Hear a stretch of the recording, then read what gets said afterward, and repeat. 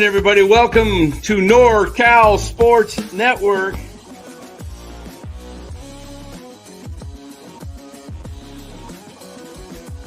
And this is the same hat that Brock Purdy's dad wears.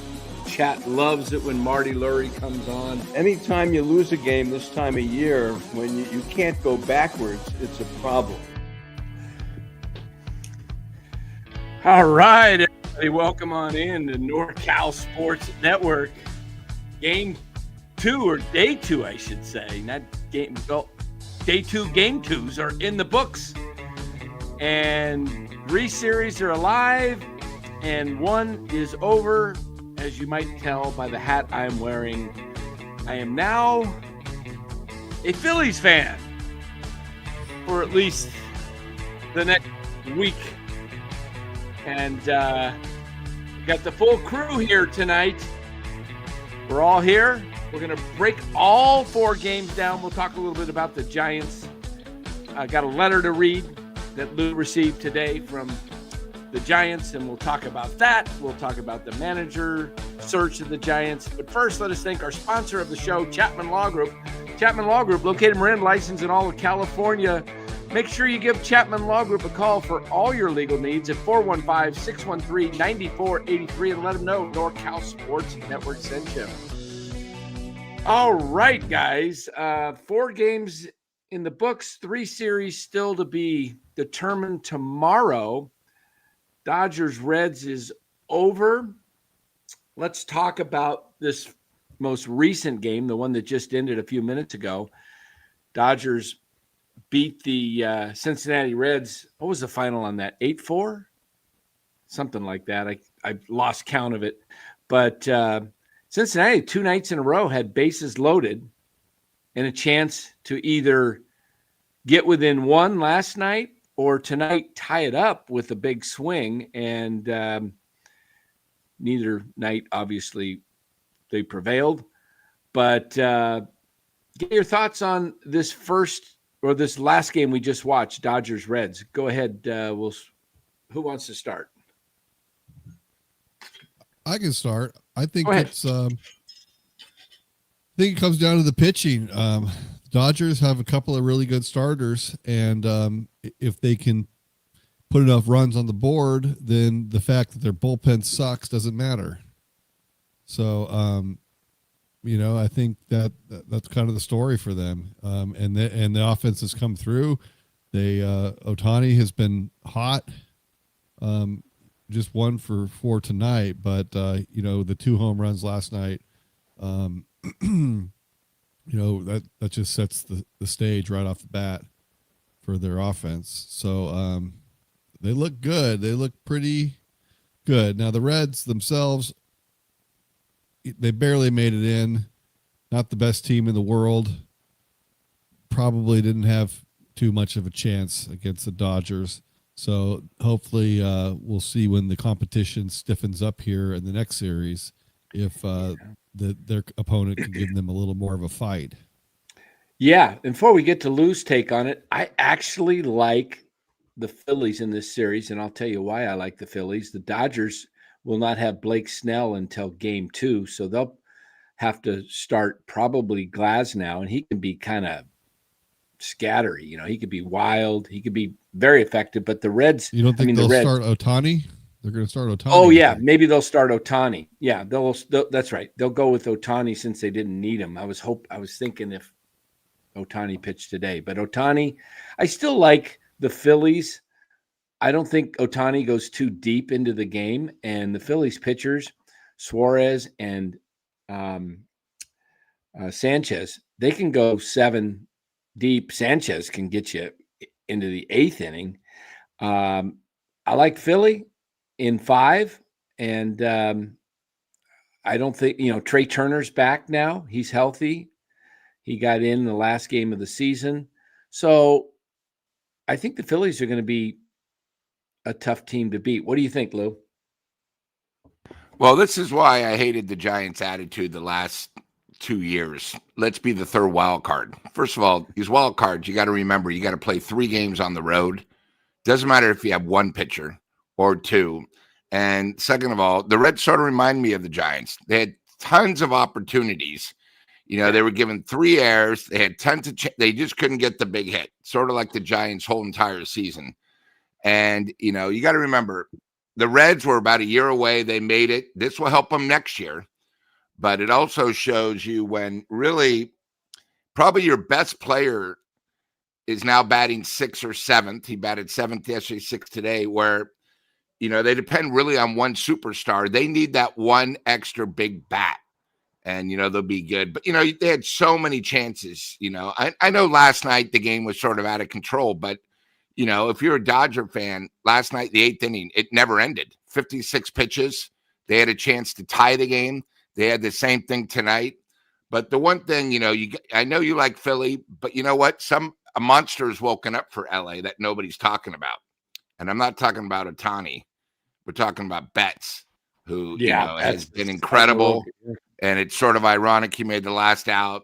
And now where, you're going to have to pitch to Ohtani, because if you walk Ohtani, Betts is going to make you pay, especially in a small ballpark like Philly. So, let's see what we can do. But, overall, not surprising. I mean, the other 3 series, you got to remember, when you get a chance in the playoffs, you got to take full advantage. Like Boston today had so many chances, they choked. And if you look at every single series, every single team has had a team, to win it. This is the first year, where they do this when normally the home team wins game 1, they win game 2 78% of the time. So, it's one of those things where, hey, the Reds still a great season. Like I said, they made the playoffs. Better than the Giants. So all us Giants fans and Mets fans that say, oh, we put it out of misery, that's not being a real fan. Our goal is to make the playoffs. Doesn't matter how you get there. The problem is, they're going against the Dodgers that people forget just Seattle in Seattle. So, as we've spoken about before, the regular season doesn't mean anything. The Dodgers are waking up. So it should be a great series. And I'm glad they're playing Philly next round.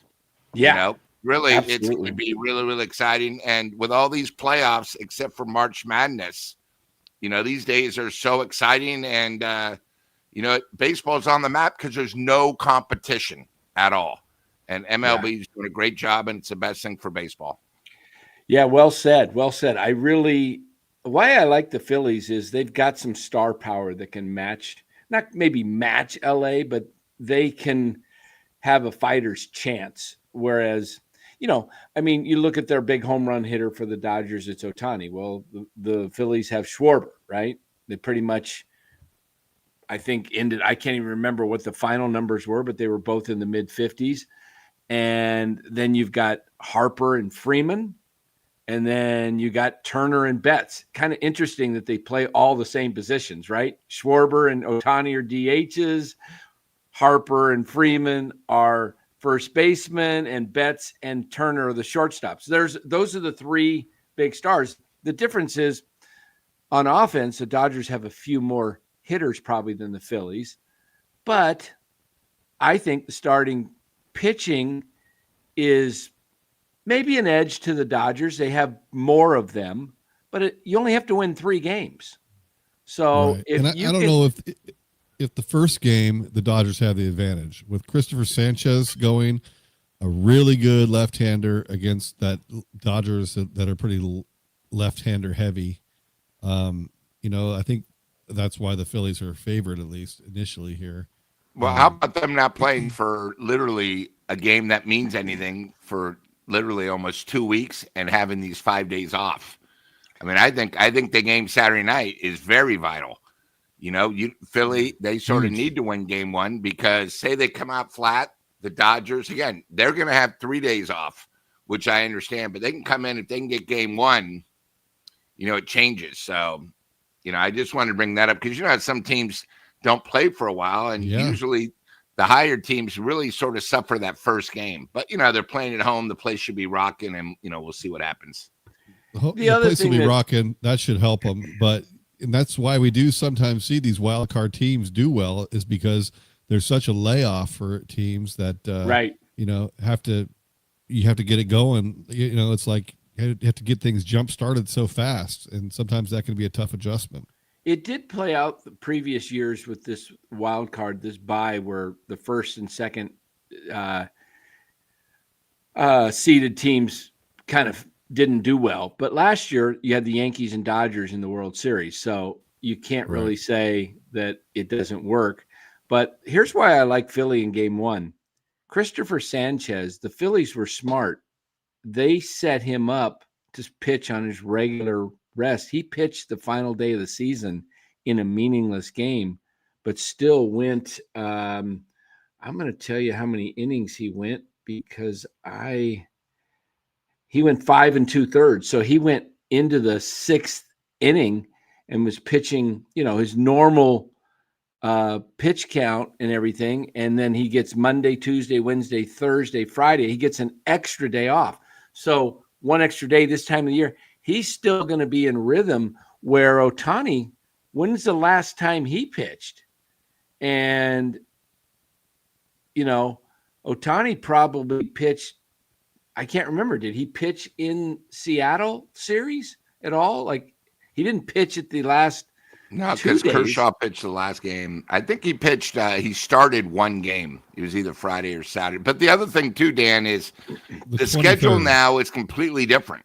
They go Saturday, then they're off Sunday, then they play Monday in Philly, then they're off they're Tuesday, off Sunday? Oh, my gosh. and then they go Wednesday, Thursday, Saturday.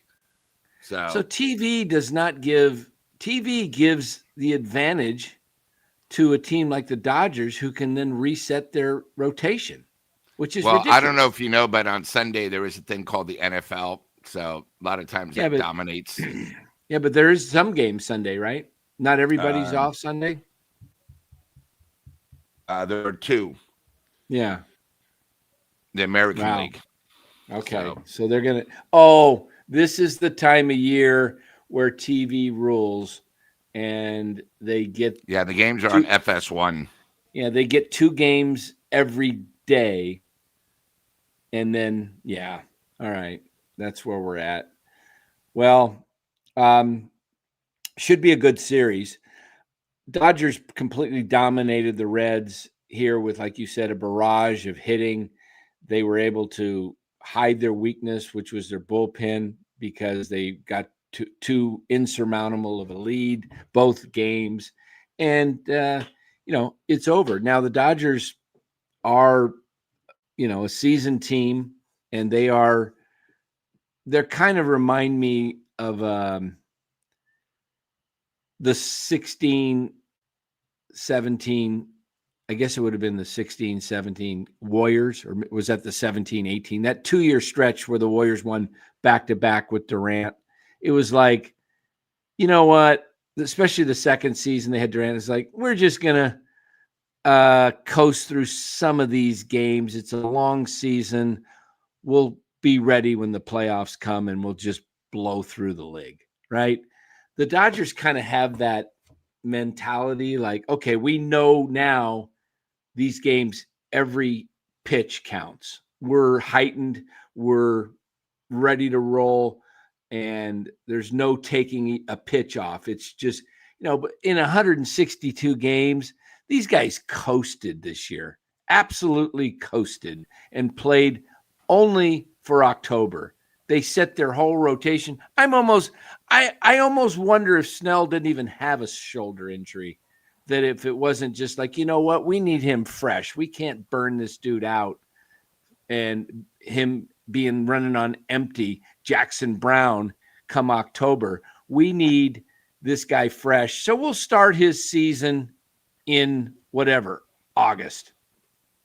What do you guys think of that? Well, Dallas, I'll just speak for a second. You got to remember last year during the World Series, they were down to 1 starter. Really, if even it may be 2 minutes. So they learned from last year. But you know what? They're allowed to. If you notice, in Vegas, they're the favorite to win it, even though they're wild card. Their fans are allowed to think it. I think the biggest problem is too many fans, like Giants fans and Warrior fans, just assume, we're going to be in the playoffs and we're going to win it. When they're so far away, they're completely lost in society. The Dodgers were the best team. If you remember opening day, I think the over and under was like 109 or 103 wins. And now they're here and they're showing up. So you got to give them full credit, and you got to give the Dodgers credit, and you got to give their management credit. They're here. Yeah. All these other fans that are jealous, you can almost do the same thing. I mean, we talk, they have so many superstars. Hey, Philly has a lot of superstars, but they lost the race, but they have guys that can back them up. You know what I mean? And it's, when you really look at the National League, you don't think of Milwaukee as a team that can win it. You really think of Philly and the Dodgers. And then, of course, if San Diego wins tomorrow, no one talks about them. People forget last year they were up 2-1 and about to win it. And they have a better team this year than last year. So, really, I think the National League is 3 teams, and that's it. So, yeah. Yeah, they were smarter about it this year. They had their pitching problems. They had their injuries, but they didn't rush anyone back. They weren't worried about it. If they were going like full tilt the whole time and trying, maybe they could have won 105, 110 games. But I didn't get the sense that there was any urgency in the Dodgers. They were just playing their game, getting their wins, and getting to the playoffs and making sure that everything coincides with that playoffs so that, they're ready to go when it counts. Yeah.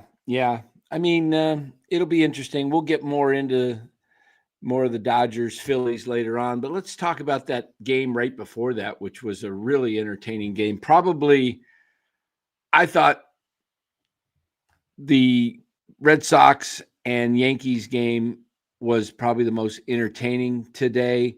Also, Detroit, Cleveland was super tight until the bottom of the 8th when Cleveland came up with, I think, five runs to make it. It was 1-1 going in. Yeah. But this Boston game and Yankee game was pretty entertaining. It came down to a clutch slide, and that Jazz Chisholm, was that a 3-2 count, or was he attempting to steal? I think it was a 3-2 count that hit into the right field corner, because Chisholm was running on the play. I just can't remember the count, but Chisholm's speed and the fact that he was running on the play, when the ball was hit, he was halfway to second base, and that's why he took off on the pitch and he scored barely. I mean, probably 0.2 of a second throw in earlier, he's out at the plate. But that was an entertaining game. Who do you like tomorrow night, Lou? We're going to have that as the late game. That'll be the 6:00 game now.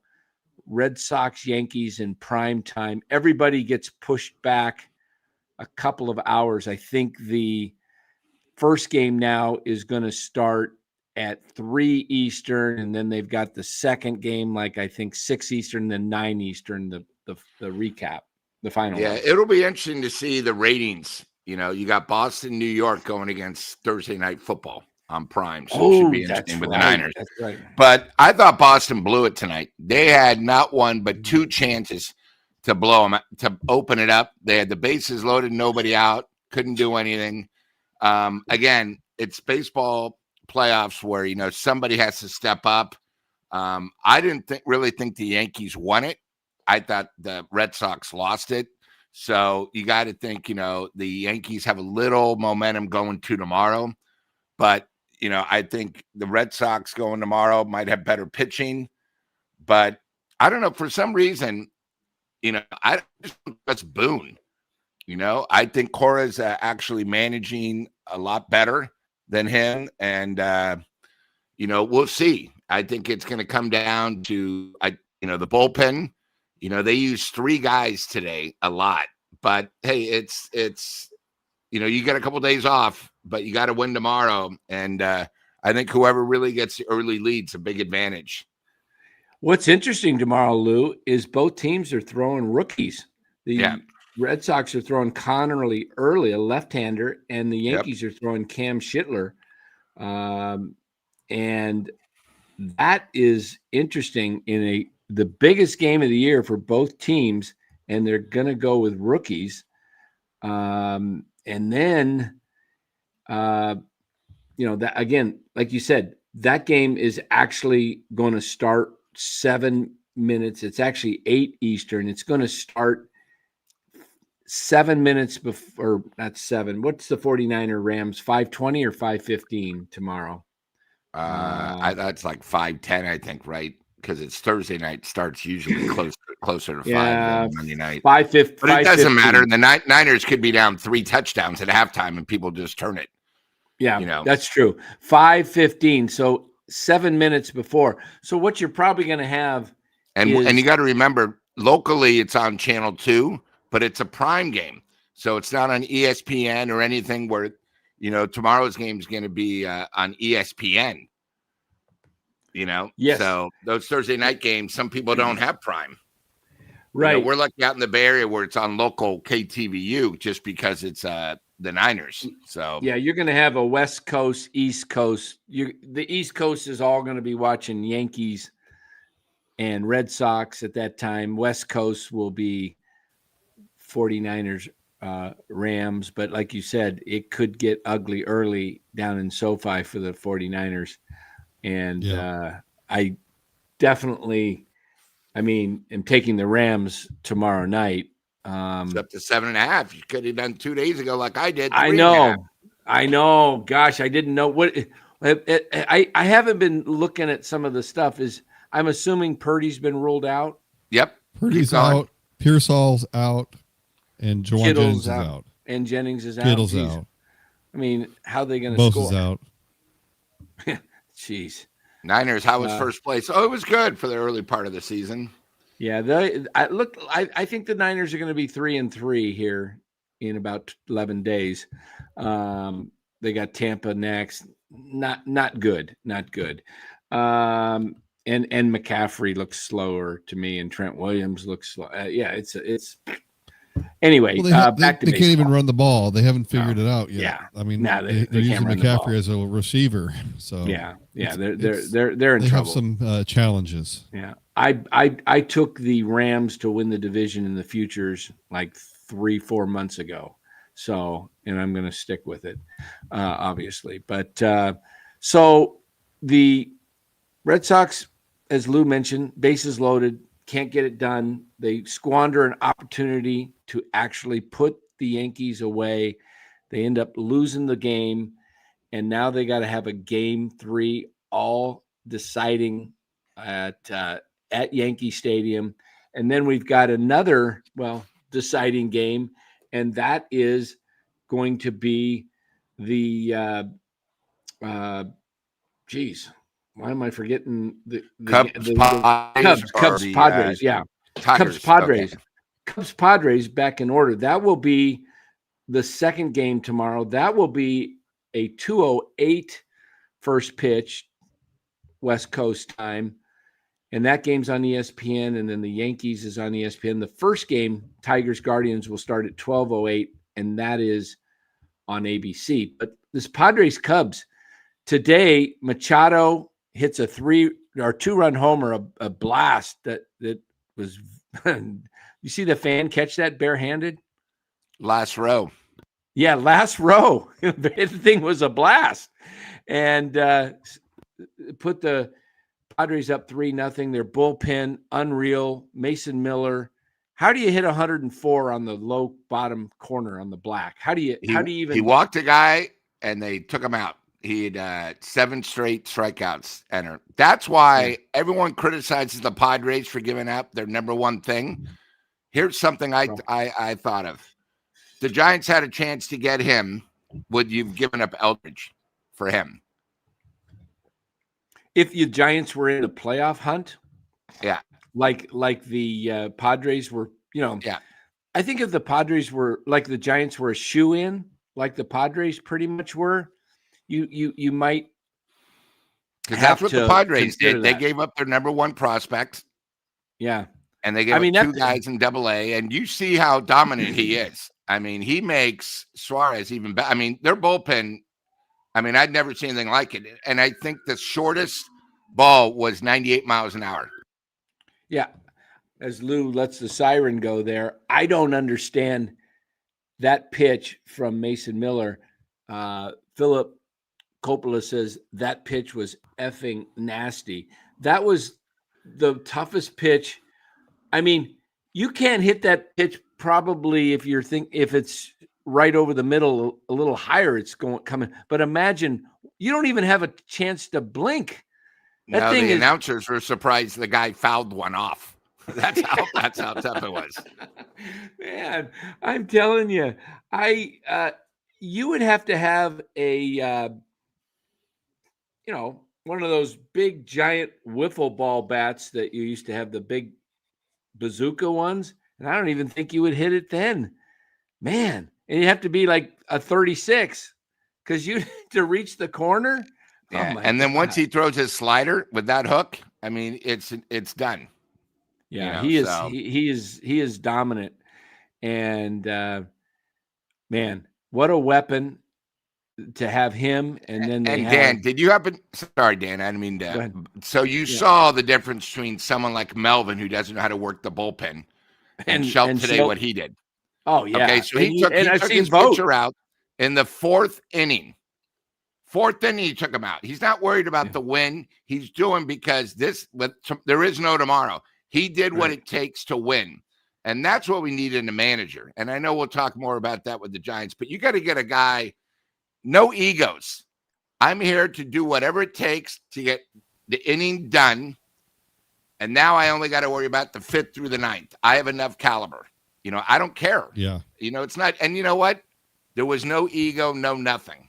It sort of reminds me maybe the Giants like in 10 and 12. You got to do whatever it takes. But that's where Melvin got fired, because he would have kept him in, maybe an extra inning. Hey, let's see what we could do.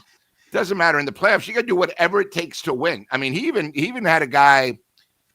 I think he had one guy he pinch hit for in like the top of the 4th. Doesn't matter. You have the crew. You got to win that game.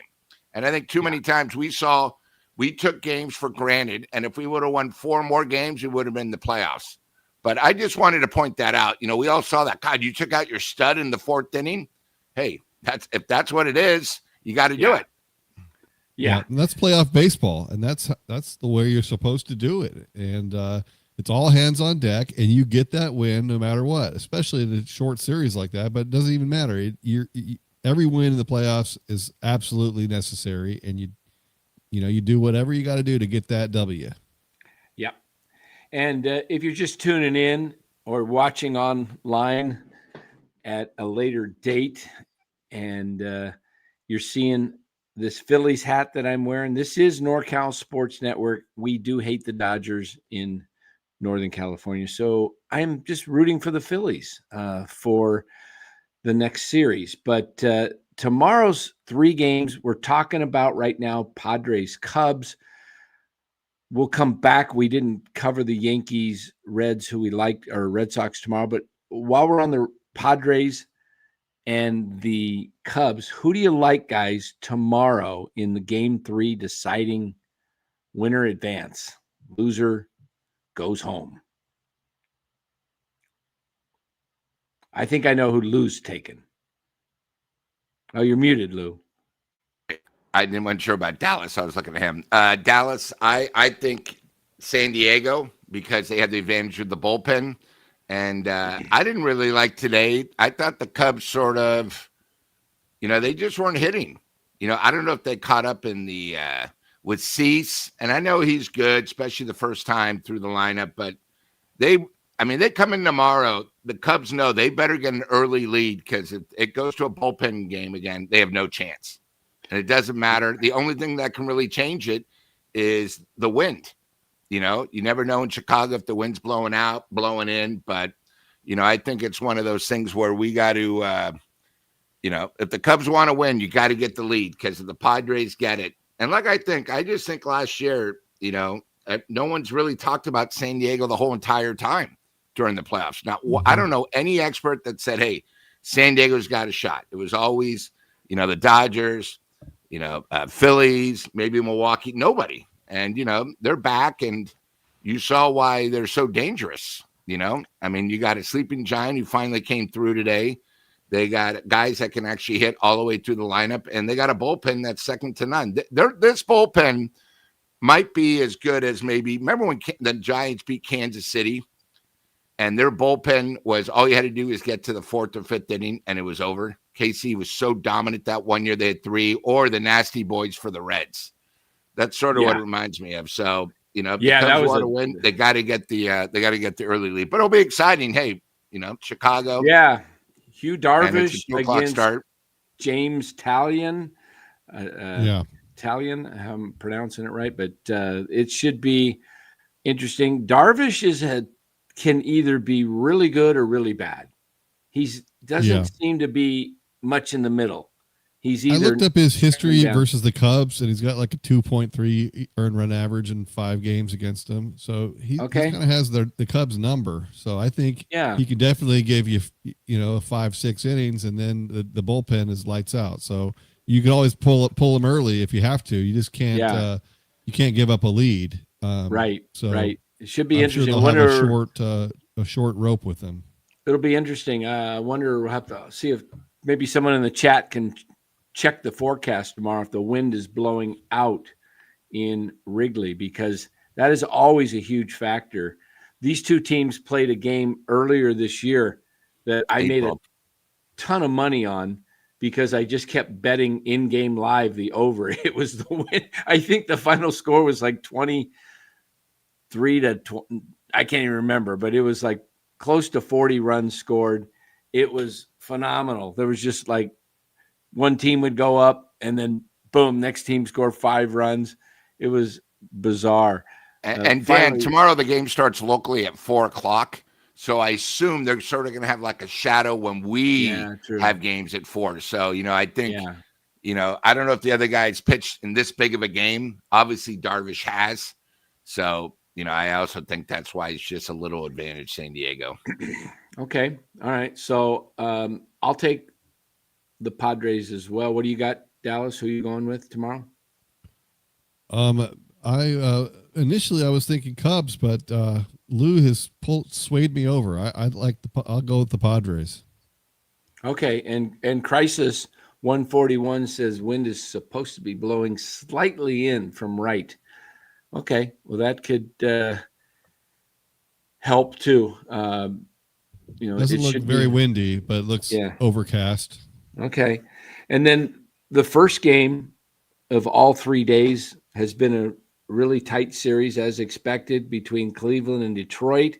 Tomorrow, it's Cleveland throwing Slade Zacconi, who used to be with the Diamondbacks, and he's going up against Jack Flaherty. So that is at Cleveland.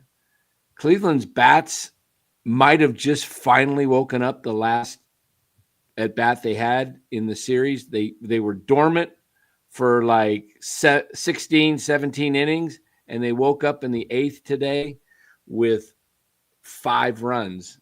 And so it's now tied there at 1. I think either team is in trouble, whoever wins, because they got to go face a good Seattle team that has really good pitching. By the way, does anybody know if Brian Wu of Seattle is available? He got hurt toward the last week or 2 of the season. I haven't heard if he's available, but if he's available, he's like their number 1 starter. Brian Wu, let me see if he's okay. We got a little message here from let's see. Okay. Says they're optimistic that he'll be available in the division series. Okay. Means okay. So we got the wind. Mark gave me some stuff. Wind blowing out. Okay. It's blowing in a little bit from the southeast, approximately only 8 miles per hour. So nothing heavy. So thanks, Mark. I like, man, this is crazy because Cleveland has been able to pull, a rabbit out of the ear for the last month, and Detroit has found a way to just choke away late games, game after game after game. I don't know if that trend continues or not. The momentum to me is with Cleveland. I'm going to pick Cleveland tomorrow, and I think it's going to be a really good, close game again that will probably be decided in the last inning or two. What do you guys think? I think Cleveland too. I think they're starting to hit, and I think that they're home and they'll have the energy there. But I agree with you. They're going to have their challenges if they do win, but I think they get it done. All right, Lou, what say you? What Jack Flaherty are you going to see? Yeah, it's true. I think that's a question. But, I mean, I definitely like Cleveland. I mean, Detroit had to get game one. They got game one. They had a lot of chances to win today, and they sort of blew it. But, I just think overall Cleveland, I like Cleveland being at home, and, they scored the 5 spot late in the 8th. So I think Cleveland has the advantage. Now, the game of the night or the day tomorrow, as far as rivalry, intensity in New York, prime time starting at 8:00. There's no shadows. First inning hitters are going to be able to see the ball perfectly. It'll be pitch dark with the light. There'll be no daylight or even twilight. It will be dark at 8:08. This, to me, the last time I recall these guys, I remember in 2004, because I was back in Connecticut. I had just moved to Arizona, but I went back for some business because I had a lot of clients there. So I was there when Boston was down 3-0, came back and won the next 4, including the last 2 in Yankee Stadium. So I'm going to be rooting for Boston because I want to see the underdog and Goliath get knocked off. I just don't know. You got 2 rookie pitchers going. And I'm going to say, this lefty, he's a lefty, and he's going to be facing Yankees got lefties in their lineup in Chisholm and Bellinger and Grisham, but they got their big righties in Judge and Stanton, and I guess Goldschmidt could be in there. Is that a lot to ask for, you think, for a rookie to go into Yankee Stadium and where Schittler, or however you pronounce his name, he's pitching at home. But I guess, it all depends on the kid early. Does he have that's going to be a rough crowd. And I would say if he gets through the first inning pretty with not a lot of difficulty, that's going to be huge. If he gets if he gets knocked around, game over. First inning, okay? Crowd gets into it. But if he gets through the Judge and the top of the order and he shuts him down, he's only going to be able to feed off that. So Early had him 2 games. Yeah, he only pitched like 2 games exactly, Jill. But he pitched well. Especially his first game out. He pitched really good. I'm going to go here with the upset. I'm just thinking Dodgers, Yankees get knocked off early in the playoffs this year. And we don't see a repeat World Series. We don't see a repeat team in the World Series. That's just, I know a lot of that's, I'm thinking maybe, I'm thinking with my heart instead of my head when it comes to both of those predictions, I think. But I'm going to go with it anyway. What do you guys got? Who's your winner tomorrow night? The final game of the wild card round. Looks like is Boston favored? I don't know. What are they? Are they plus or Looks minus? like it. They're minus. Why are they favored? I think favorite. that I don't know, but I'm going with the Yankees. I think that their guy, he's seems like he's pretty like mentally tough. You know, he'll be able to handle the big stage, and I think they'll be able to get it done at home. Okay, the money line. No, the Yankees are favored. They're minus 162. Red Sox are plus 136. Yeah, you got the Yankees. Oh yeah, 162. Okay, gotcha. Yankees are Yeah, pretty heavily favored. Guardians are favored minus 116 to Detroit's minus 102 on the money line, and the Cubs are actually favored. Your best bet tomorrow, if you were liking to bet, is probably taking the Padres plus 100 over. You get a little bit of plus money. I mean, the biggest winning bet would be the Red Sox, but what do you got, Lou? Who do you take? Who do you like? I think something's. I don't think it's a Yankees year. I think they tried so hard to try to win the division, they didn't. They won tonight. Sort of, they got lucky. They got outplayed the game one. So I'm going to take the Red Sox very low scoring game because I think both pitchers are going to be good. There's a lot of pressure. Like I'll say the Red Sox win it late, like 2-1, maybe 3-1. All right. So we got that'd be good. That would be good. Now, let's change gears here and let's talk about the San Francisco Giants.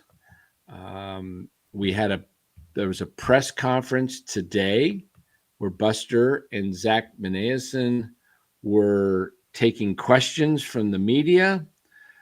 The question came up about Bruce Bochy, and Buster kind of alluded to the fact that he was going to be talking to him and that he's got a welcome, but it sounds more like a front office type position or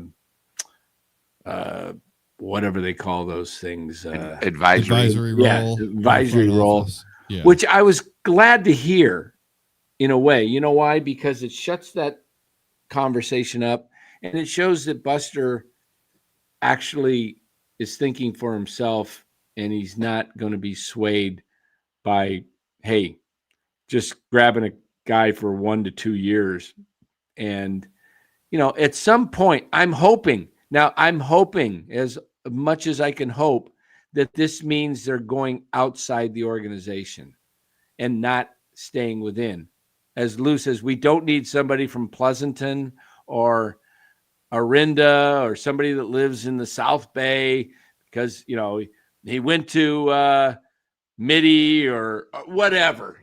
Let's just can we break away from the ties and just get the best guy that fits what they're trying to accomplish, and don't worry about whether they come from another organization and they've never stepped foot in the Giants organization. Just, I have no problem if the Giants had something to draw from within their organization, but I hear people talk about Ron Wotus. Look, Ron Wotus is a great guy, but he's not going to be here as a manager for 5 to 10 years, most likely.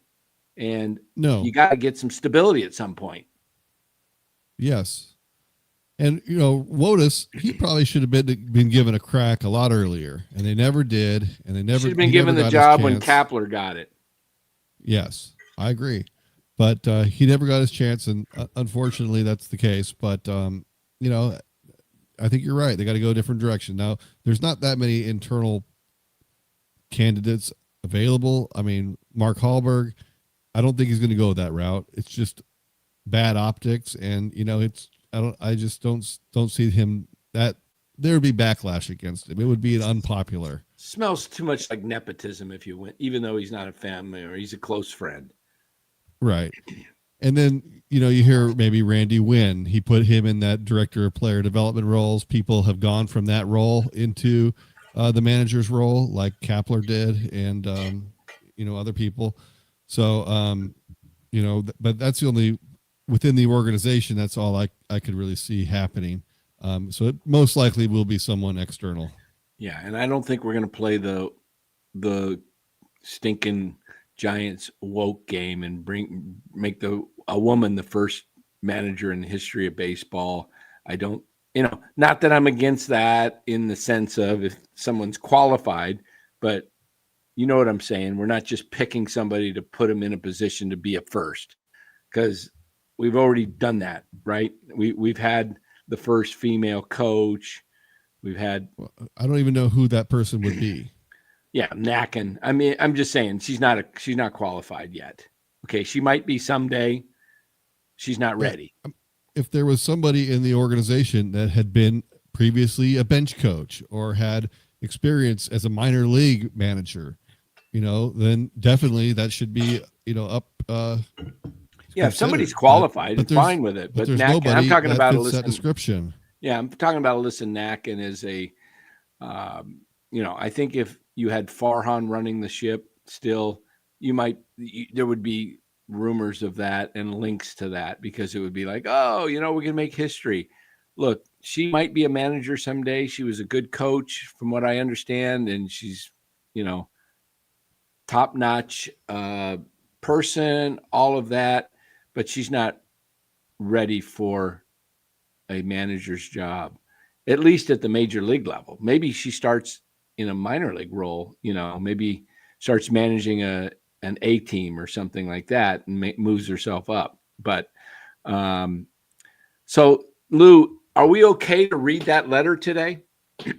Yeah, you can go ahead. And I just want to say that's what sort of pissed me off. Giants fans don't live in reality. They might be some of the dumbest fans in the world. They assumed Bochy was going to come back. Did you guys forget he got run out by the owners and them? They said, we want nothing to do with you. When Farhan came in, the first thing is get rid of him. Why would he want to come back at his age to an organization that is a 500 team that's worse than when he left? You guys got to start thinking, okay? Just like the same thing. Oh, the guy from Tennessee. Why would we want him? Explain to me why we'd want him. We want him just as much as Dan saying we should have a girl in charge. You guys, we got to start facing reality. Stop talking about something from 10, 12 years ago. We got to get new in the times. Except for the 80s, the music in the 90s, 20s, and the music now sucks, okay? We got to stop going in the past.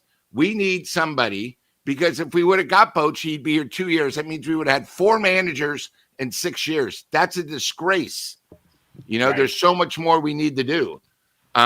So I wanted to just bring that up. I knew Bochy was never coming, but people, Bochy. He's not. You guys got to stop thinking. I know you're thinking like a Giants fan, but you got to start thinking like a real fan. Stop being a homer, okay? Maybe he was great then. There's probably reasons why he wanted to leave Texas. There's reasons for everything, but he doesn't want to come back to a team. It's sort of like if Dan, you were married to your first wife. Everything went horrible. 6 years later, you're going to go back to her and help her out? No, you move on. It's sort of ridiculous. I mean, these people think you're not thinking outside the box. I personally think of all the 5 people we keep talking about, none of them are going to be the manager. It's someone we haven't thought of yet. That's what I really think. Very, very possible. And it could be someone right now that's still in the playoffs that we're not thinking of. Yeah, you could be looking at an Aaron Boone. Maybe the Yankees lose tomorrow. Boone becomes available. Buster did say interviews are starting this week. They asked him anybody. And you got the C League. You got the C League rule where he has to interview a couple people. A minority. Minority. I got a minority for you besides Yadier Molina. Oh, thank God. Somebody beside him? Yeah. How about Eduardo Perez, the guy that's on ESPN that played 13 years in the majors, played it. Hey, check this out. Florida State. There's a connection with him and Buster. And he was the Mets manager. That's actually, Dan, that's your best call you've called, because Molina's not coming here. So you went a different. I never thought of him. I think he's very knowledgeable, and I'd probably rather have him than the guy from the MLB network that did the WBC. DeRosa. I'll tell you why I don't think DeRosa's in. Let me tell you why Mark DeRosa is probably not a candidate, even if he interviews for the job, unless he changed his tune. Bora heard him talk on the MLB network that he really loves the home run ball and is not into this got to have contact hitters. He likes the home run ball because it makes a difference. That goes against what Bochy is trying to do. You got to have both. You got to have 3 to 4 contact hitters in your lineup so that rallies don't die if you have all these strikeout artists, you're either going to get a big inning or you're going to get nothing. And that's what happens. And we're even seeing it in the playoffs. Teams are getting bases loading the bases up, and they can't score because the first guy with bases loaded strikes out, or he has an unproductive pop-up, or, I saw a bunt tonight by I think it was the Reds game. I'm trying to remember who the hitter was. It's either the Reds or the game before. Might have been the Red Sox Yankees game. I think it was that game. Guys reaching out to bunt. Yeah, it was Rafaela. I don't know if you guys saw Rafaela trying to bunt. He reached for the first one and missed it. The second one, the ball's this far outside for a ball, and he reaches for it and he pops it up to the first baseman coming in, out. Like, dude, have you ever heard of taking a pitch when it's not in the zone? You pull the bat back. Like, come on. I don't know if any of these major league hitters ever practice the fundamentals of bunting. I know they do in spring training for a while, but do they ever go into the batting cage and just start bunting, maybe take 5 or 6 bunts down, especially if you're a guy like that? That was the most embarrassing, as Jill says, it was an embarrassing. It was so embarrassing that I don't think a little leaguer would have attempted that bunt. It was this far outside. And he lunged for it.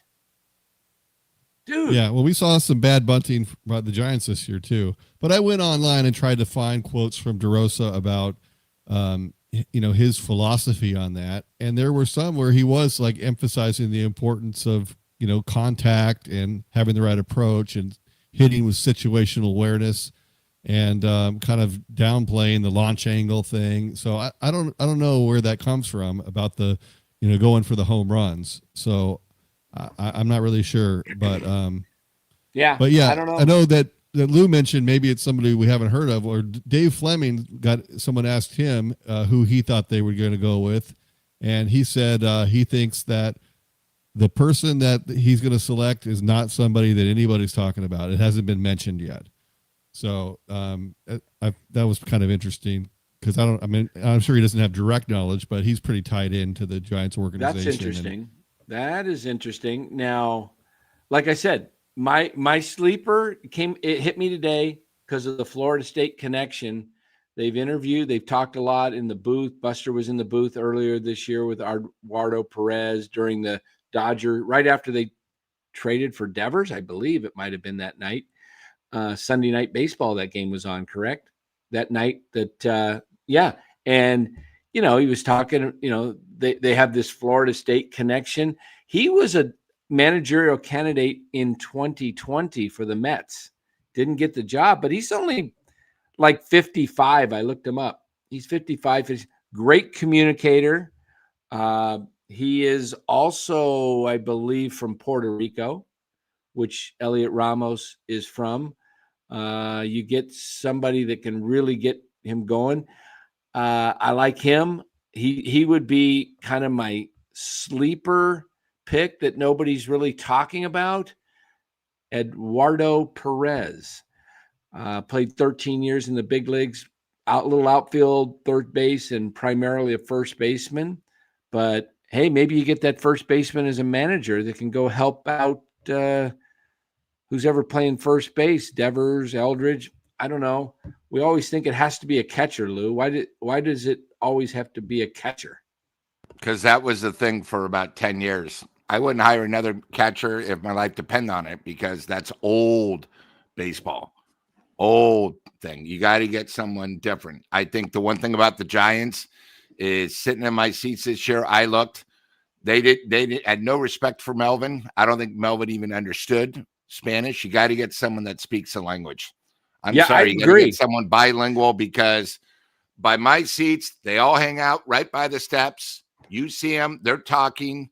It's the same thing where, Ramos, if you get someone that speaks his language and Ramos makes another idiot move like that, he gets thrown to the bench and told off. Melvin said, basically Moan's excuse, because I couldn't speak to him. Well, we have nobody else, which was a horrible being a leader. You got to be a leader, but I think someone, because if you look at that team, I'd say probably 65% of them are from the Dominican or Puerto Rico. You got to have someone that speaks their language, and at least on their level, So, Perez, again, I don't know, because they have such a plush job and no pressure. You don't have to work, but, hey, it's a good idea. I mean, Perez is very knowledgeable. I think he's smart. I mean, I enjoy watching him do the broadcast, because, you have him, then you have the girl who played softball, but they're really Jessica Mendoza. Teachers of the game. You know what I mean? And he really instructs, and he could be a guy. But again, being a manager, it's not easy. It's not, probably 10 months of hell. So a lot of egos. Oh, we got that. I got to move my their way. Okay, so we got Dallas will be back with us shortly. NorCal Sports Talk Live says you don't need a bilingual speaking manager. New age woo-woo. It makes absolutely zero difference and narrows the pool of candidates. Get the right baseball man. Well, I could see that. I don't think it hurts if the man is the right baseball man, is qualified and is bilingual, because you got a lot of young guys and then the guys that are coming up, and it just makes it easier. How about if your manager goes out to the mound instead of having to bring the interpreter? You see this all the time. It's like, and the manager can just speak to the Rodriguez who, or somebody else. And I've seen a lot of guys bring up Ozzie Guillen. I mean, the last time he managed in the majors, I mean, that might have been 12, 14 years ago. Why would he want to come back and get in? You know what I mean? Ozzie Guillen, hey, the guy World Series, he was unbelievable with the White Sox, but he sort of left baseball sort of bad. Why would, you know what I mean, Dan? If you remember? Why would he want to get back, and why would the Giants want him? That's that ain't gonna happen.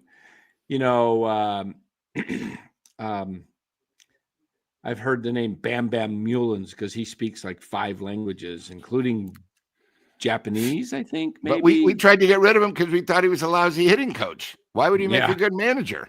Yeah, I don't know. It's how quickly these guys forget. Walt Weiss, he when he was manager, it was a bad team.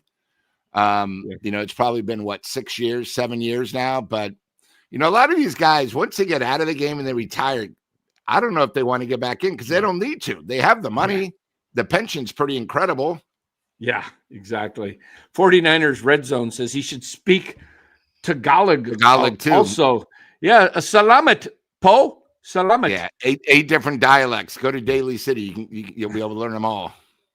I had to hire 2 girls because I didn't understand them. It's just the way it is. Yeah. I know a little bit of salamat. I mean, a little bit of Tagalog. Like my wife, very maganda means beautiful in Tagalog. My wife Maganda, and I you learn to say salamat a lot because that means thank you. So, all right, so let's get to the letter that was sent out and received by season ticket holders. I no longer am a season ticket holder, but Lou is, and this was received. Was this through email or in the mail, Lou? It was through email. Okay. Okay, can you guys see that? I can see it. Can you see it, Dallas? Yeah, I got it. All right, so I will go ahead and read this, and then we'll talk about it after we finish it. Or should I stop and comment on it? Just read the whole thing, I guess. What do you think, Lou? Go through it all and comment, or should I stop? If something hits you, you could stop and see what we think. Not a problem. Okay. And who signed this letter? Let's see. Where did it? Why am I not getting the whole thing here? What happened? I'm pretty sure it was just Larry. Hold on here. Why is this? Even though it's from Larry and Buster. Is this the whole? No. What happened to the gosh darn the whole thing? I sent it. Hold on. Let me see. View online. There we go. Now I gotta go to another screen here, guys. Let me go to the other screen. It was signed by Larry and Buster. Let's see. Okay. Why Buster would send anything? I think that's sort of pathetic, don't you think? Yeah. Because it's always just from the president of the thing, not president of operations. But again, they're desperate, so they got to do whatever it takes. All right. Dear Giants fans, over the 25 years since Oracle Park opened its gates, it has become so much more than a ballpark. It's a pillar of community, a center of activity, and a place where memories are made. And through it all, the highs and lows, you have been there. You've never relented. Our loyal, passionate, and casual, dedicated fans. Little commentary there. Our loyal, passionate, and dedicated fans. You are the heart of 24 Willie Mays Plaza, and we can't do this without you. Thanks to you, attendance this season surged to numbers we haven't seen in almost a decade, selling out 28 games. Your energy was electric and contagious. Your energy was maybe only matched by that of Willie Adames, who said it best when he accepted the 25 Willie Mack Award. I want to thank the best fans in the world for your passion, your support. It never goes unnoticed. You guys bring the energy every single day, and I'm proud to wear this uniform. Okay, let's stop and comment on that. First of all, what's he going to say, Willie? He says the best. Does every player? It's every fan base has the best fans in the world, right? So just because somebody says you're the best fans in the world doesn't make you the best fans in the world. I would not put the Giants fans up there as the best fans in the world, because I think they showed up for some crappy teams and never let their, Lou speaks his mind and gets tossed out, and everybody else is happy he's getting tossed out. They should be tossing out half the crowd if they were strong fans, not putting up with mediocrity. But this Giant fan base just shows up and find the Colorado Rockies letter and see if what it says. Dan, I have two comments about that first paragraph. I'd like to know when Willie Adames was a free agent and most likely was going to leave Milwaukee, what he said last year when he left Milwaukee. And second of all, only selling out 28 games with their weekend schedule is sort of pathetic. I mean, that's very minor league. 28, we couldn't even sell out half our games. Yeah, with a team supposedly that good. It used to be we've sold out every game. Yeah, Padres sold out 69. 28 is that's sort of weak. I mean, that's literally 1/3 of the games have been sold out, which means every Saturday, Sunday, and again, sell out. That's not what people showed up. That's the tickets that have sold. As we know, you'll watch a game and the place is maybe 2/3 full, and they go, "We had 38,000." So I think 28 is pretty weak. Because if you look at the schedule, opening days, obviously one. They had the Dodgers Friday, Saturday, Sunday, 2 consecutive weekends. They had a great schedule on the weekend. I mean, they said every game Colorado was sold out. So, I mean, 28 doesn't really do much for me. And second of all, he's talking about great 25 years. And then all of a sudden he gets to something else. It almost feels like this letter, you know, not everyone's had season tickets since the first year one. Right. You know, it's a very generic thing, but, you know, it's Larry Bear. What do you expect? All right. Then we move on. And he says, this season saw a fair share of ups and downs. Like us, you relished in the highs. We signed Willie, sat near the top of the NL West for a majority of the season, traded for 3-time All-Star Rafael Devers, and we're in the playoff race until the last week of the season. Well, technically you were in the playoffs, but you were done when you left LA. And only because the Mets were in complete free fall. Right. But then there were the stalls. Injuries. Come on. You had one of the least injury-plagued teams in baseball. There were the stalls, injuries, inconsistent stretches. Okay, that's true. And missed opportunities. We all share in your frustration. We don't do this for mediocrity.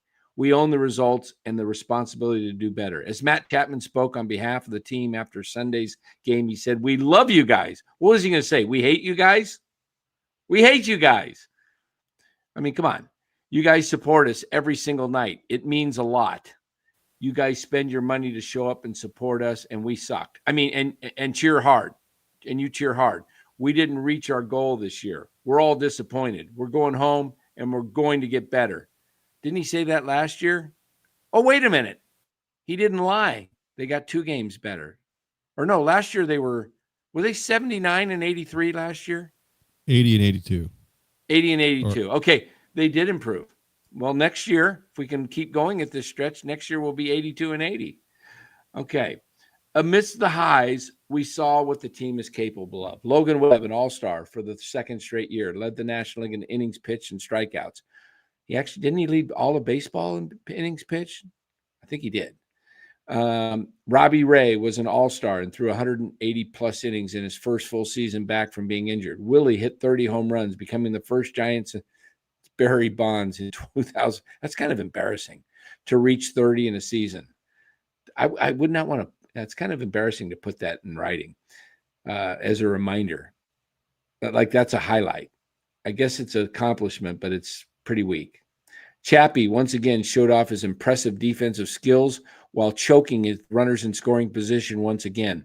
And once Rafi settled in, we witnessed why he's one of the top hitters in baseball. Patrick Bailey will likely win his 2nd consecutive Gold Glove while finally getting over the 200 mark late in the season. And his inside the park walk-off home run in July was electrifying. Elliot Ramos continued to be a vital part of the lineup with continuous base running gaffes and screwed up in left field like none other, posting another 20-plus homer season and leading the team in hits with 159. Jung-Hoo Lee played in a professional career-high 150 games and made very weak contact at times, grounding out constantly to second base. And in the last 2 months, he hit 306. When this core returns for a full season in 26, there is no stopping this team and its potential greatness. This team looks destined to win a world championship sometime very soon. Jeez, Larry, come on. As we look forward, our focus remains clear: to build a roster that plays a tough, connected brand of baseball. We are committed to finding a manager who will lead a winning team that is gritty, relentless in the preparation, and hungry for excellence. Thank you for believing in us, trusting us, and holding us to a high standard. How about if you hold it a high standard, how about you cut instead of raising ticket prices, why don't you cut them for the guys that renew?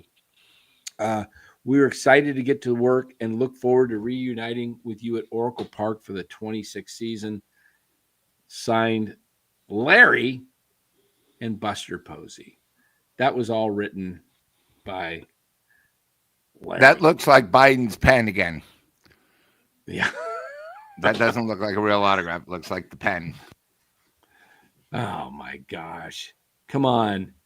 You are reaching at so many levels here, talking about Bailey's like inside the park home run. Like that was one moment. The guy was horrible for 85% of the season. Finally woke up in September with some bat control but to just, I mean, you're searching for some things in that letter I mean, my gosh, how about the 1 in 15 homestand? Or 2 back-to-back homestands going 1 in 15, getting swept by the Mets and the Pirates. And actually, if they the won inside the park thing, that's crazy to put on there because that's just an act of God. It's like the most. You could go out there with a bat and hit 1,000 balls a day for the next 20 years, and it probably won't actually happen again. It was just a lucky thing.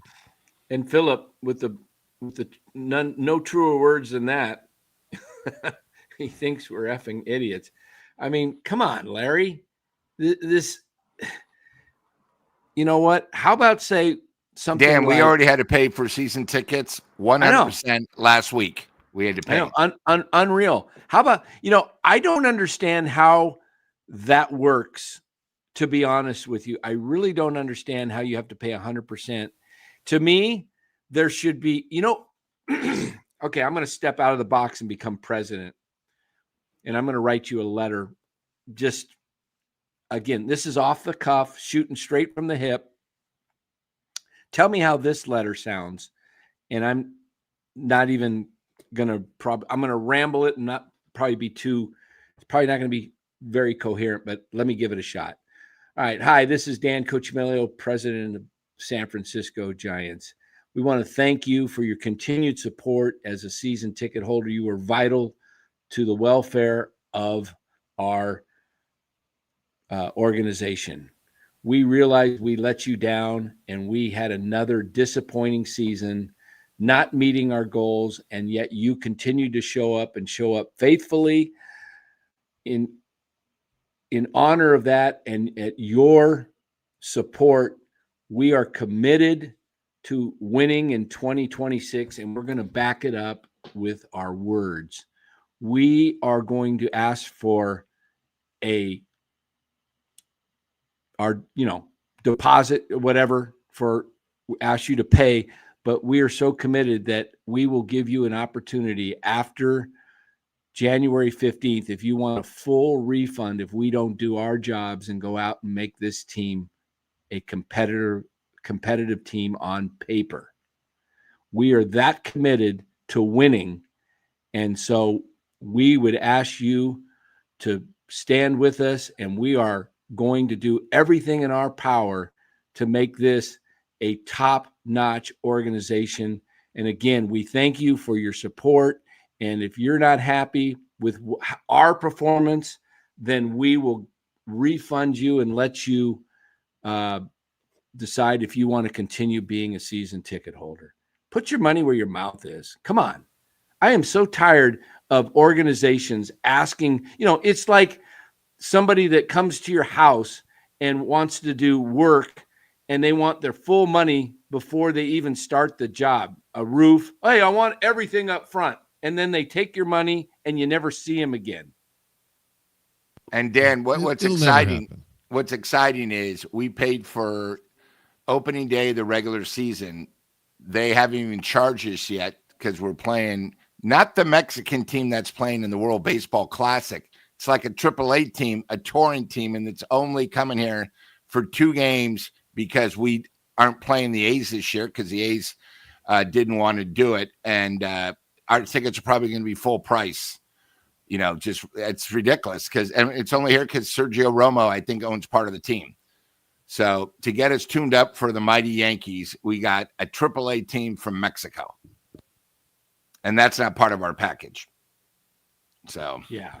I mean, at the least, they could ask for half down. Well, it used to be 4 installments.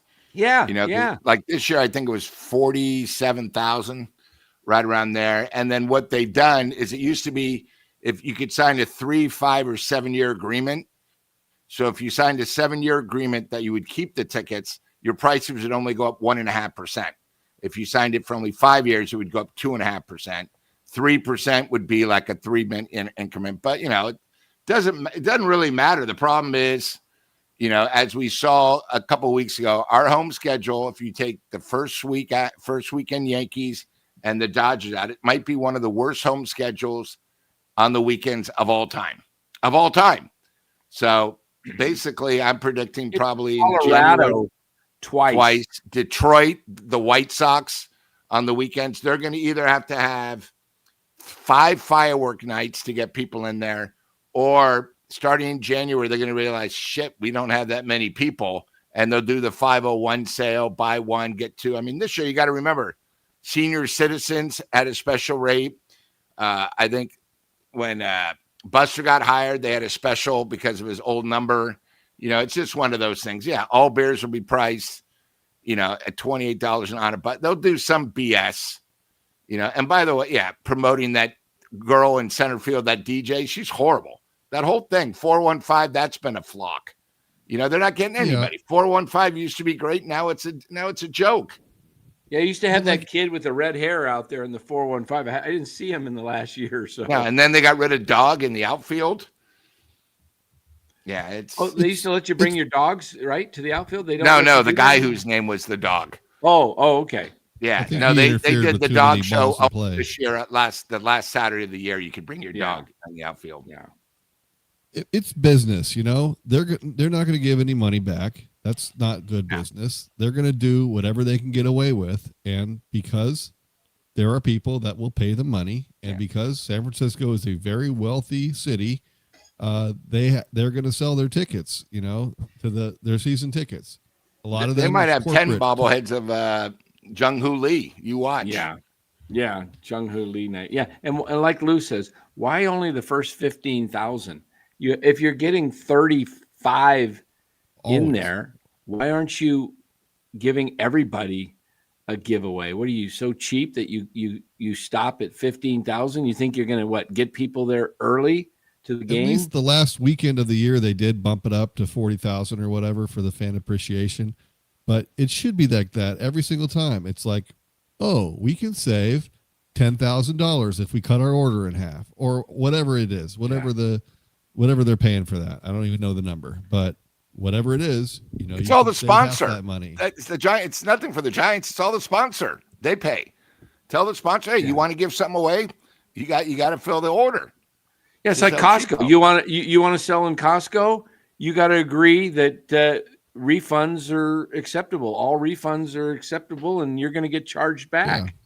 But then, the one thing about the Dodgers, want that logo in more people's hands, if it's the chevron, whatever, don't they want that, piece of advertising in more people's hands? You'd think. And what the Dodgers do, Dallas, which I enjoy, Dan, is they'll give out 40,000, and if they get 40,596, they'll give out voucher. Voucher. Hey, we didn't get one. Send it to this. We'll make sure you get one. That's because they're a good organization. Yeah, and you get what you're promised. Say what you want about the Dodgers. As a Giants fan, you can't stand the team.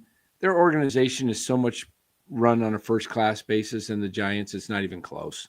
It's not even close.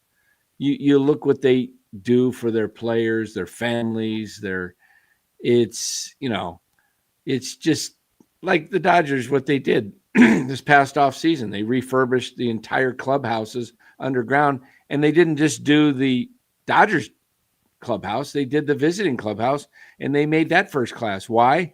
So when a guy over there comes a free agent, goes, dang, this is the nicest road clubhouse in all 30 ballparks I've seen. Like, wonder what their clubhouse looks like. I'd like to maybe go sign with those guys. Yeah. Well, and the Dodgers, they have a huge stadium, but they sold over 1 million more tickets than the Giants this year. How much do you make per ticket that you sell? Probably an average of $60. What would you say? 70 plus 75. Food, plus parking, plus concessions, plus jerseys. They had a much better team. Too. That's why they sold 1 million more tickets. Right. A much more enjoyable product. But no, that's a great point, Dallas. But if it's $50 a ticket, then That's $50 $75 million more of revenue. Yeah. 1 million times $75, and that's probably more like 100 when you factor in all the Probably other like things. 100. Yeah. And Dan, what they There's a lot of did, expensive, the upper echelon ticket Yeah. people too. yeah, they also did from our basic 100 level. What they did at Dodger Stadium, they redid that. They all now are all done because from between one section over from first base all the way one section over from third, it also includes all food and booze. Everything's included. Don't accept any vouchers from ICE. Yeah, that's a good one. There you go. Oh man. Yeah. Hey, look, the Giants have not figured out how to run their business like a first-class organization should. They knew how to do it when they were winning world championships because it was pretty easy. People were flooding the ballpark and everybody was ecstatic, and they were taking care of this and that, the players, and they had a first-class operation. But when they brought in Farhan and he just like tore down all the memorabilia and the clubhouse and started trying to make this into a cheap type organization with the owner's blessing, by the way, that the ownership really tried to pivot and say, you know what, we're just going to go cheap for a while. And that's why we're bringing in this guy Farhan, because he's really creative and he can get, players on the margin that might keep us competitive without having to do a full rebuild. And that's, and they got so cheap. And I just think you get back to just doing what's right. You're loaded with money. Use some of it. You know what? You got to spend money to make money. I got to do the same thing in my line of business. I need leads to meet new clients. They just, new clients come my way sometimes through referrals. But you know what? That's not enough. I need lots of new clients. And so what do? I advertise or market myself, and I try to get more clients that way coming in the door. Yeah. And the Giants, you've got to be able to market your team and spend your money. And sometimes it might be a loss of your money that you put out to bring more back in. We talked about the short-sightedness. I don't think he probably would have signed here anyway. I think he was a Dodger from day one. He entered free agency, Shohei. But you really should have thrown out $1 billion offer to him. $1 billion. I don't think he would have accepted it because I think he was from Orange County, living in Orange County, could just helicopter to LA, whatever he wants to do. But still, you got to find, that was a once in a, why were you sitting on $360,000 for a 9-year deal with Aaron Judge? Why didn't you just go to $500 million at the start of your bid and say $500 million, 10 years? Okay. 10 years, $500 million. I think that would have got Judge here because the Yankees, I don't think we're going over $400 million. Okay. I don't know, but the Giants, they try to stay competitive with the offer that is in the ballpark of other people. Oh, we were the top offer with Judge until the Yankees matched it. Oh, we were up there with safe. There's it's always an argument for not making that deal, right? Because you have a lot of eggs in one basket. He gets injured, whatever happens, then you're out a lot of money. So there's a reason not to do it, but the Giants like to pretend they're in the market, Right. Yeah, I just don't think they are. I don't. We're on the same level as the Dodgers and the Mets. I don't believe they made that same offer to Ohtani. Why? Like you made the same offer. Like it's like, let's see. Haven't missed the playoffs since 2013. You guys haven't made it but once since 2017. Let me think on this. let's see, your ballpark's pretty, but it's really hard to hit it out. It's cold, it's windy. LA's beautiful.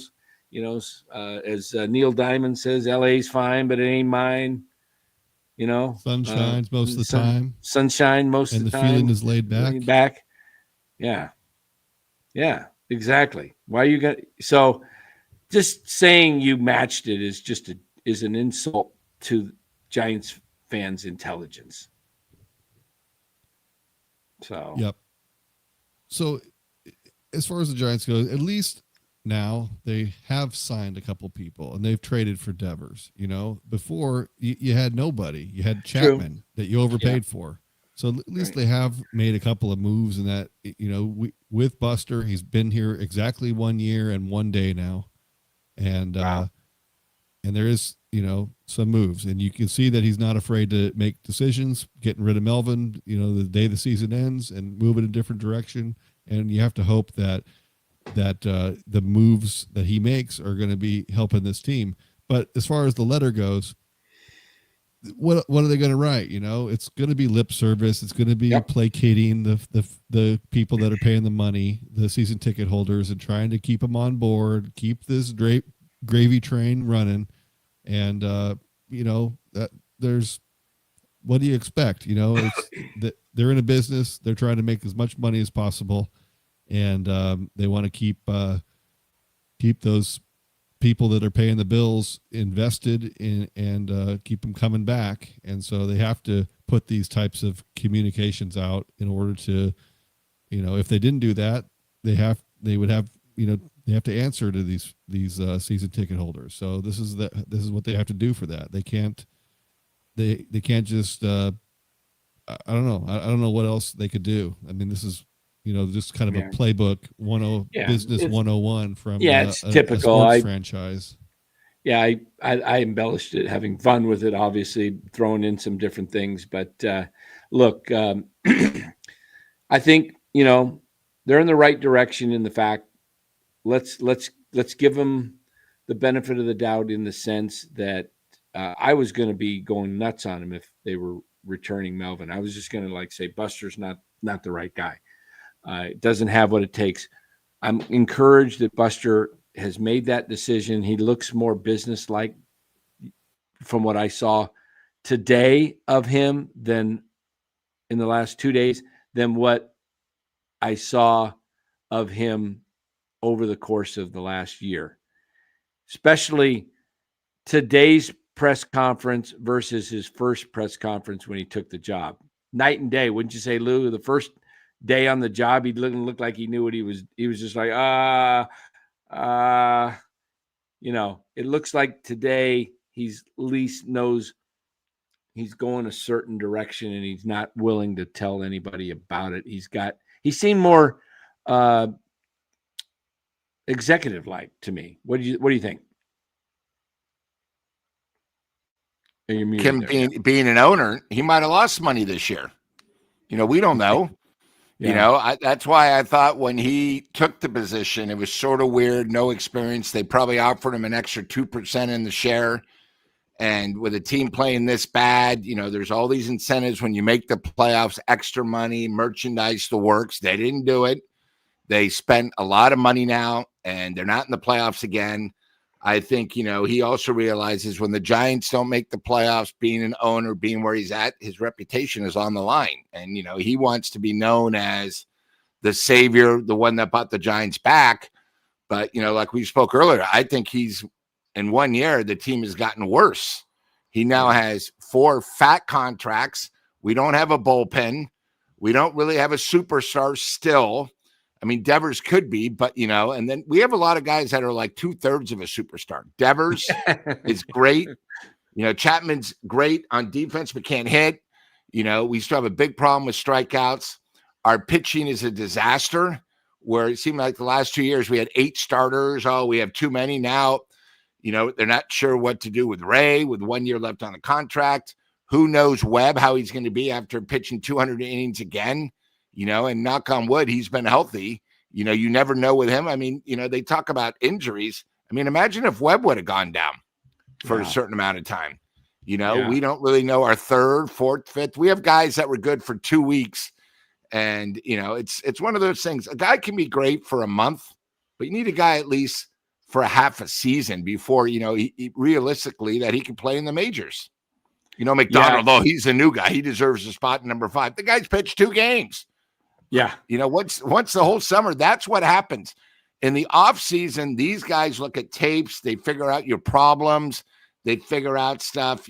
That's where the coaches make the money, on the off season, not during the season. Yeah. I thought Buster looked a little older today too, a little bit more gray hair, tired. Saw some gray on the ears, and he just looked. He did look more executive like, but a little bit more like this is a tough job. And NorCal Sports Talk Live says Buster today versus Buster a year ago at the presser reminds me of the Bryan Cranston before and after meme, where it shows him first in Malcolm in the Middle and then years later in Breaking Bad.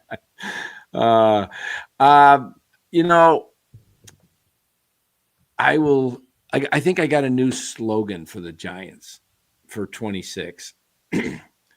San Francisco Giants, we lead the league in 2/3 of a star. In players. We're not fully all-stars, but we got a lot of 2/3 stars. We've got Chapman, and we've got Adames, and we've got Devers. Maybe Devers is more like he's actually closer to a star, all-star, but you got Ramos.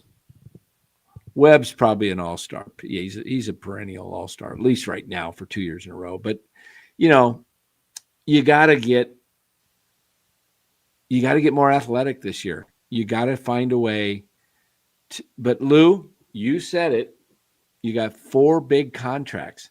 Generally speaking, when teams let's look at the Philadelphia Phillies of 2010. Remember they won the World Series in 2009? And then 2010, the Giants knocked them off. And then I think they made the playoffs in 2011. I'm trying to remember, but that was Howard was the only one really left.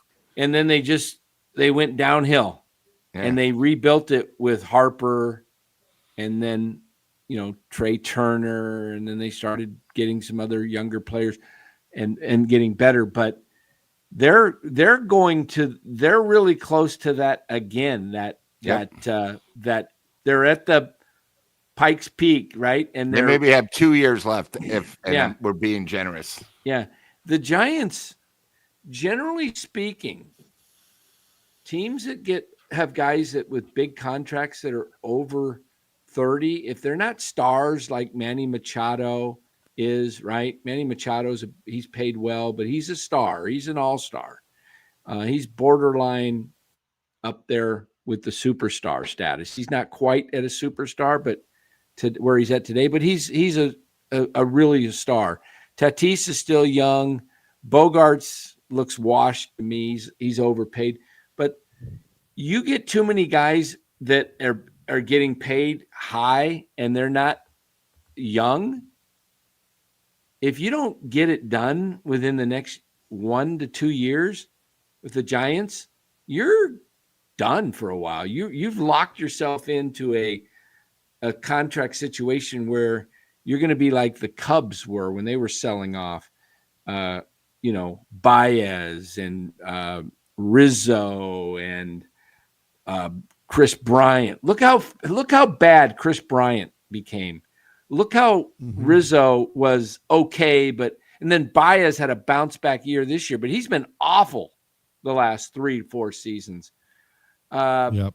That's why this is a kind of a must year for the Phillies. I mean, you got that hat on, but like Harper is 32, Trey Turner is 32, Aaron Nola's 32, Zach Wheeler's 35, Real Muto 34, Castellanos 33, Schwarber 32. Yeah, they're all 32. And this is Zach Wheeler finally got injured. He's not even on the roster. They're at their peak. I think this is their best year to win it. This is the year the Dodgers might be able to be had because the Phillies have the home field and they can kind of match them. But there's no guarantee that they'll make it next year. Look at the Mets, went to the NL CS last year, and they don't even make the playoffs this year. This is why I say the Giants window, people say, well, we still, we're building. Yeah, but you're building with 3 older guys. I don't think Devers is, he's listed at 28. We'll see if he's really 28. He looks to me and runs and moves like he's 32. I don't know. That's just me. And I know he's from the Dominican, and the Dominican has a history of falsifying birth certificates because they can get away with it over there. And they, what was he signed as a 16-year-old kid, and he came up at 19 or something like that? Let me ask you guys this, and think about this, chat. I want you to think about this, and this is for my co-host too. Aaron Judge and Juan Soto. All right.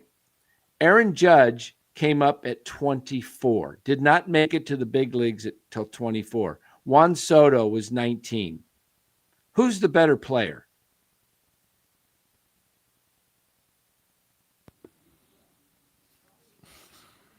Who do you think's a better player?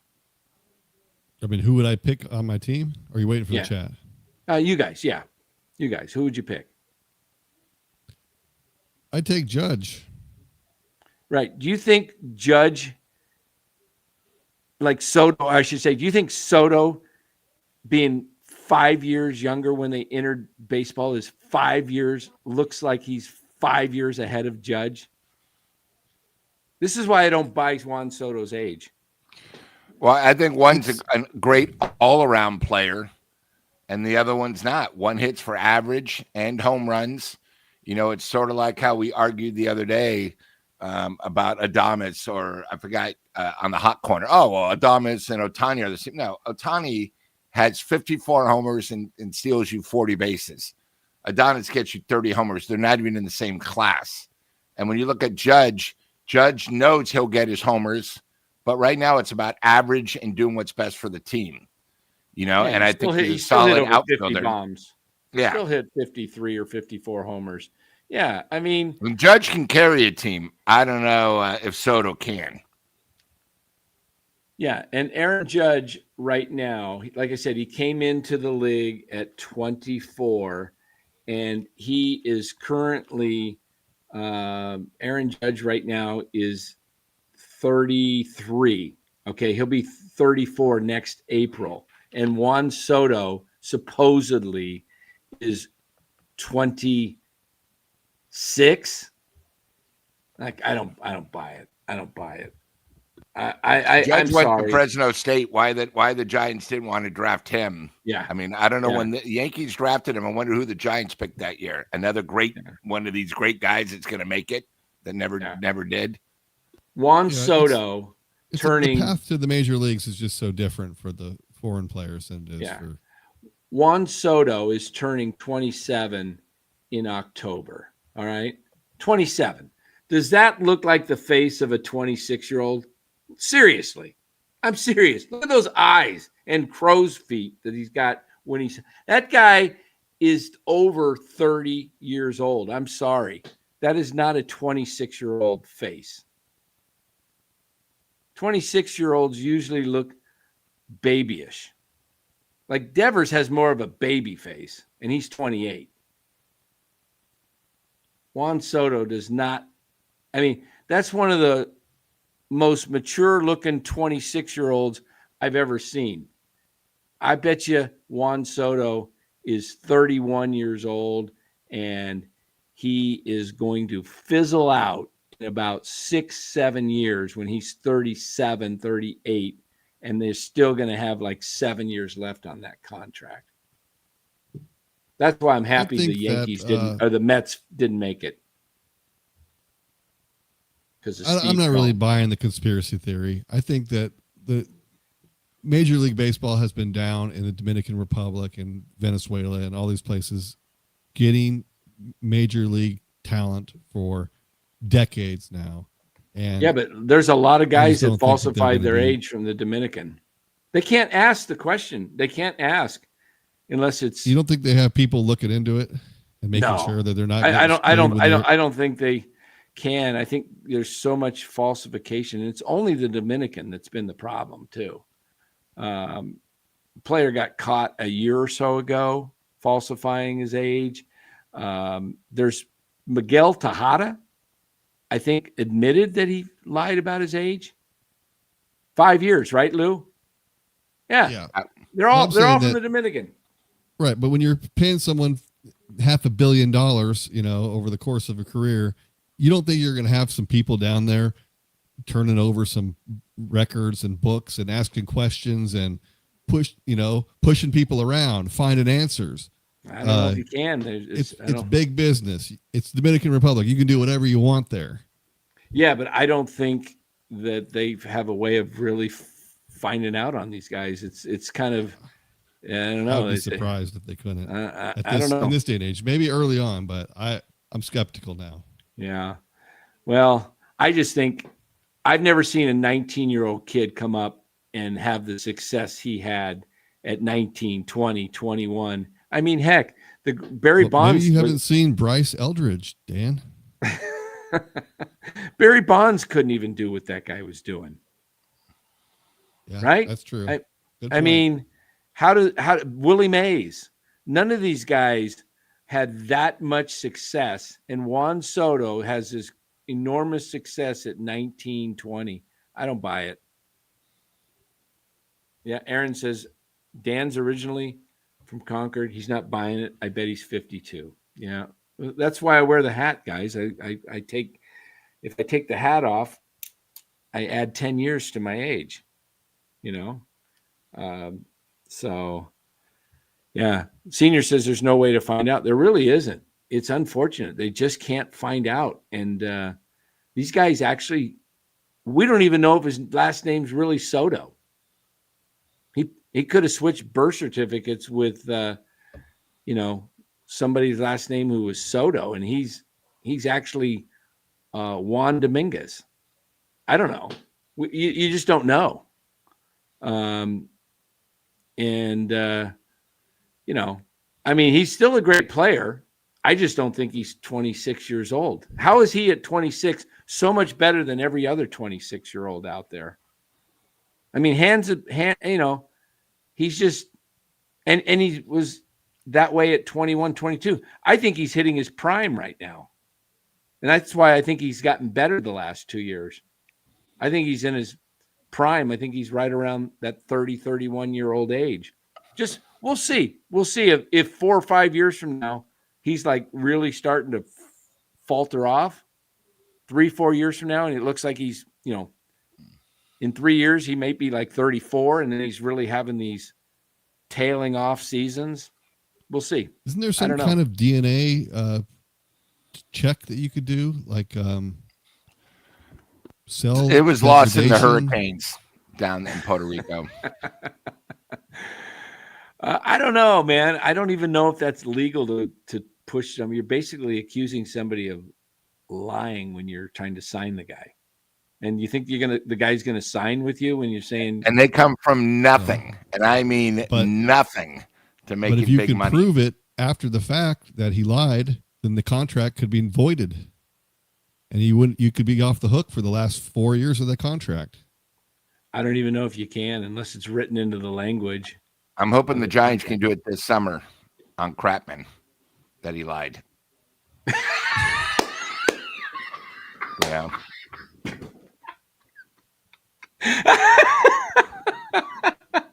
That's hilarious. Could you imagine? Chapman's really 37. Oh my gosh. Oh gosh. We could. Let's get out of here on that one. Let's get out of here on that one. I don't know if we're going to do a show tomorrow night, guys. It's Niners Rams, and that game will end at about 8:15. And the Dodgers, or not the Dodgers, Yankees, Red Sox will be just ending about the same time. We'll play it by ear. How's that? We'll play it by ear because I'll be going on Larry's show, but we might be able to do a quick wrap up. Or if you two guys want to carry a show together, we could do that as well. I could start her up and you guys can wrap it up because I'll be doing some football, and I'm going to be watching the football game at least while hopefully it's competitive in the first half and not over. But I hope so. yeah. So I'll take the Rams, though. I don't know. Would you take the 49ers in the points, or would you take the Rams? You think the Rams are going to win by 7+? It's up to 9.5. Is it up to 9.5? Yeah. Oh gosh, I might have to take the Rams in my survivor pool tomorrow. Jeez. At 9.5, though, I mean, it's a division game. The Niners defense is still decent. It's not going to get too out of control. Niners if it defense goes to doesn't 10, have any pressure. They can't pressure the quarterback. No, they can't. Saleh will cook up a way to at least contain them. They say 63% of the tickets sold were Niner fans, so there'll be a lot of Niner fans down there, but we'll see. Man, and is Mac Jones, what is he playing at? 70%, 80%? Is he even healthy? He's wearing a huge knee brace. Huge. I don't even know who the backup quarterback is. Martinez or something like that, right? Something like that. There's a good team. Something like that. That's the guy's name. We're not even sure. Yeah, Martinez or something. Yeah. And they can't run the ball. So you got a guy. I mean, it could. All right. It could get ugly. Another embarrassment. Yeah, red zone, 24-21 Niners. All right. Mind you, I know it's the 40th anniversary of Breakfast in America. Dreamer. Yeah, it's the QB from Nebraska. Yeah. I don't know why they're going with this guy from Nebraska as a backup and not somebody they had in the system last year. Doesn't make too much sense to me. But what do I know? We'll see. I'm gonna let you guys talk. I think you can talk. I cannot for about 10 seconds because the music drowns me out. Dude, I don't think any of us can we? Oh, if they hear us. Brandon Allen, where is he at now? Oh, we don't need the Tennessee Brandon Allen. Titans. Yeah. He's on the Titans. I was thinking the Mordecai kid or something. Is he still in the system? He must be. I don't know. Is he on the practice squad? I don't know who they're. I don't know what they got. But I think the Niners. Yeah. I think they're destined for 3-3. Yes, I think so. I think they're 3-3. If they can get healthy after that, then we'll see what happens. But I think you can't. They'll lose tomorrow, and then you're going to go on the road and lose. It's going to be tough game. Yeah. All right, so we'll figure out if we're coming on tomorrow night. If we do, it'll be maybe a quick baseball recap. So I've got Cleveland. I got the Indians. I've got the Red Sox. And who's the other game? Padres. Those are mine. That's what I'm hoping for. All right, guys. We'll see you. Who do you got real quick? What do you got, Dallas? Padres.